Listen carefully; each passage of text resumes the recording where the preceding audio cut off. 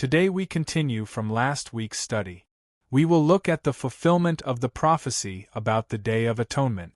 Last week, we saw that the Seventh-day Adventists once believed the second coming of Jesus and the destruction of the earth would happen in 1844. Their belief was based on Daniel 8 verse 14. But 1844 came and went, and nothing happened. Even so, they did not withdraw their claim that God would judge the world in that year. Instead, they changed their interpretation. They created a brand new idea called the investigative judgment. They now teach that Jesus has been carrying out this investigative judgment in heaven since 1844. They still say their reading of the Bible was not wrong. They only say the judgment was invisible, not a judgment by fire. In their new reading, Daniel 8 verse 14 becomes the fulfillment of the Day of Atonement prophecy. At first glance this may sound interesting. But when we open the Bible carefully, we discover that this reading has very weak biblical ground. Today I want to show you, step by step, exactly where their doctrine breaks down. By the end of our study, 3 things should be clear. First, Ellen G. White misread the word sanctuary in Daniel 8 verse 14. Second, she treated the sprinkling of blood as if it belonged only to the Day of Atonement, which is not what the law of Moses actually teaches. Third, once those 2 mistakes are removed, the whole doctrine of investigative judgment collapses. Let us begin with Daniel 8 verse 14. Daniel 8 verse 14. He said to me, "It will take 2,300 evenings and mornings. Then the sanctuary will be reconsecrated." The book of Daniel prophesied that the sanctuary would be reconsecrated after 2,300 evenings and mornings. William Miller calculated that this period of 2,300 evenings and mornings would end in the year 1844. Then he made an assumption. He assumed that the reconsecrating of the sanctuary meant the cleansing of the earth by fire at the second coming of Christ. His calculation of the 2,300 evenings and mornings was a remarkable achievement. But his assumption was wrong. His conclusion that the reconsecrating of the sanctuary meant the cleansing of the earth was wrong. On October 22, 1844, Miller waited for the end of the age together with much of his extended family on his Lowhampton farm. But nothing happened. After Miller's expectation failed, the event became known as the Great Disappointment. Most Millerites simply gave up their belief. But a few did not. They kept searching for new explanations, and these explanations multiplied in many directions. Estimates of the Millerites range between 50,000 and 500,000.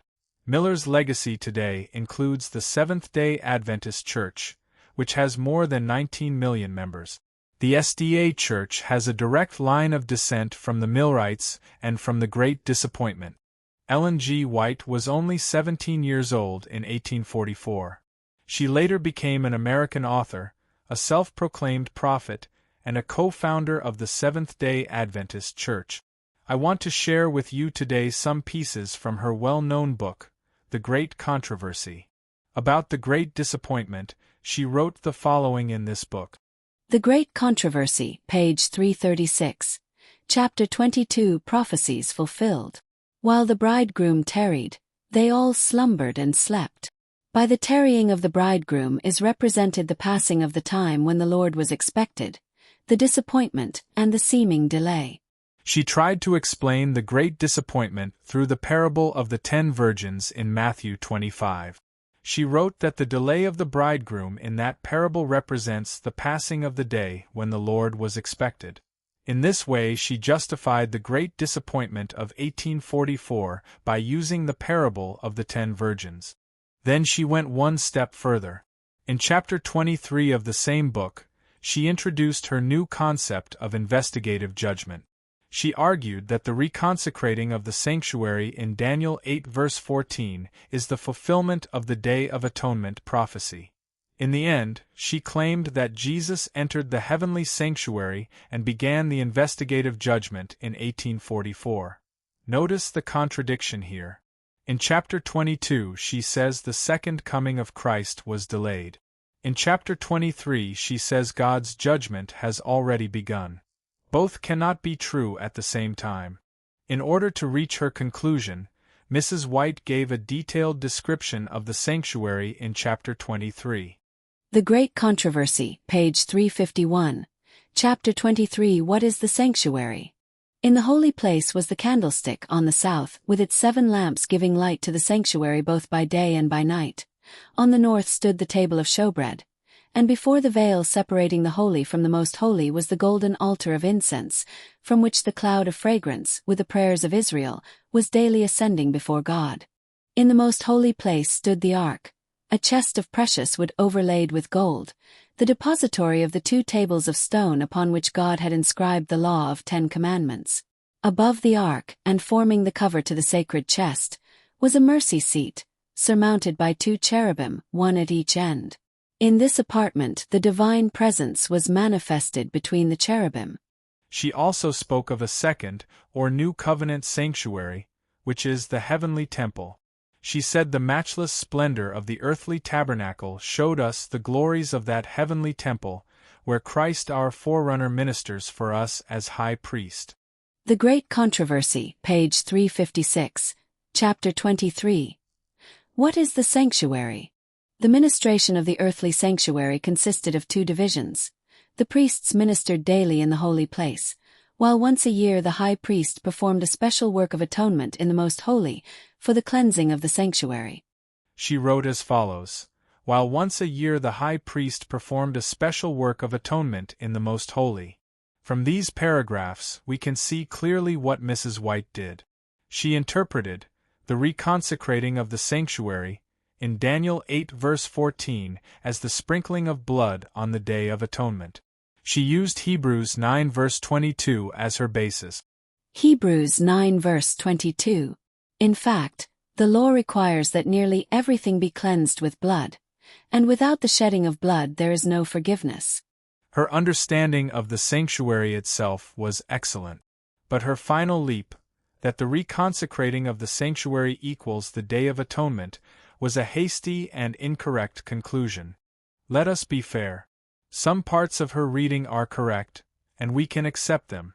First, the sanctuary mentioned in Daniel 8 verse 14 is not an earthly sanctuary but a heavenly one. Second, the reconsecration of that heavenly sanctuary was fulfilled in 1844. Third, the cleansing of a sanctuary is possible only through the sprinkling of blood. But here is where we must firmly disagree. We cannot agree that this sprinkling of blood belongs to the Day of Atonement. This one small misstep in her logic gives rise to serious problems in the biblical picture of the heavenly sacrificial system. And it is on this misstep that the entire doctrine of investigative judgment rests. Once this ground falls, the whole doctrine falls with it. There are 2 clear reasons why her step is wrong. Let us look at both. The word translated, sanctuary, in Daniel 8 verse 14 comes from the Hebrew word kodesh. When we look at this word in its original Hebrew, it does not point to the most holy place, as Mrs. White read it. It points to the holy place. This becomes very clear when we compare Daniel 8 verse 14 with Exodus 26 verse 33, where both terms, the holy place and the most holy place, appear side by side in the original Hebrew. Exodus 26 verse 33. Hang the curtain from the clasps and place the Ark of the Covenant law behind the curtain. The curtain will separate the holy place from the most holy place. Once we compare the 2 verses in Hebrew, the picture is clear. The sanctuary in Daniel 8 verse 14 is not the most holy place. It is the holy place in Hebrew. This alone removes the foundation of Mrs. White's argument. If the sanctuary in Daniel 8 verse 14 is not the most holy place, then the link she made from Daniel 8 verse 14 to the Day of Atonement has already collapsed. Mrs. White described the sprinkling of blood inside the sanctuary as if it happened only on the Day of Atonement. But this overlooks a very important fact.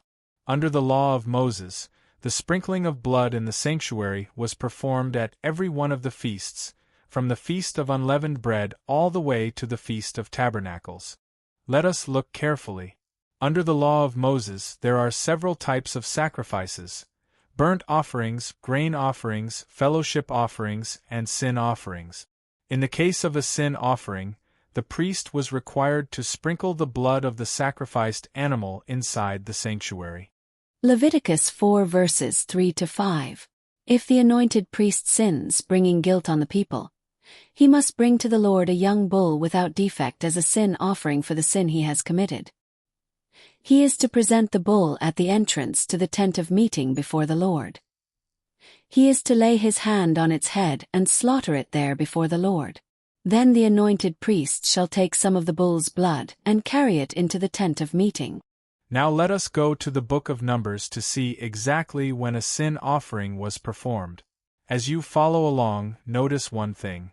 Sin offerings were required at every feast, not only on the Day of Atonement. Numbers 28 verses 16 and 22 tell us about the Passover. On the 14th day of the first month the Lord's Passover is to be held. Include one male goat as a sin offering to make atonement for you. Numbers 28 verses 26 and 30 tell us about the Feast of Weeks. On the day of firstfruits, when you present to the Lord an offering of new grain during the Festival of Weeks, hold a sacred assembly and do no regular work.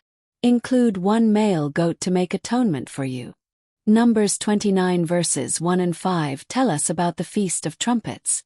On the first day of the 7th month hold a sacred assembly and do no regular work. It is a day for you to sound the trumpets. Include one male goat as a sin offering to make atonement for you. Numbers 29 verses 7 and 11 tell us about the Day of Atonement. On the 10th day of this 7th month hold a sacred assembly. You must deny yourselves and do no work. Include one male goat as a sin offering, in addition to the sin offering for atonement and the regular burnt offering with its grain offering, and their drink offerings. Numbers 29 verses 12 and 16 tell us about the Feast of Tabernacles. On the 15th day of the 7th month, hold a sacred assembly and do no regular work. Celebrate a festival to the Lord for 7 days. Include one male goat as a sin offering, in addition to the regular burnt offering with its grain offering and drink offering. Look carefully at these passages.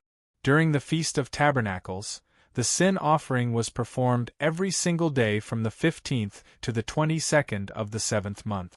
So on the Day of Atonement, only one male goat was killed for the sin offering, but during the Feast of Tabernacles, 8 goats were killed, one each day. The conclusion is unavoidable. The sprinkling of blood did not belong exclusively to the Day of Atonement. It belonged to every feast that included a sin offering. Mrs. White's picture of the sanctuary service was incomplete, and her leap from Daniel 8 verse 14 to the Day of Atonement rested on this incomplete picture. Let us now summarize what we have seen. Mrs. White misidentified the sanctuary in Daniel 8 verse 14 as the most holy place. In truth, the Hebrew original points to the holy place. She then treated the sprinkling of blood as if it belonged only to the Day of Atonement. In truth, blood was sprinkled at every feast that included a sin offering. Both of these steps were mistakes. And these are exactly the 2 steps her whole doctrine of investigative judgment is built upon. When you remove the 2 mistaken steps, nothing remains. The doctrine of investigative judgment has no biblical foundation to stand on. At the same time, let us be gracious. If accepting her misreading of Daniel 8 verse 14, Mrs. White's insight into the principle of forgiveness of sins on the Day of Atonement was truly remarkable. And her deep understanding of the heavenly sanctuary is also great.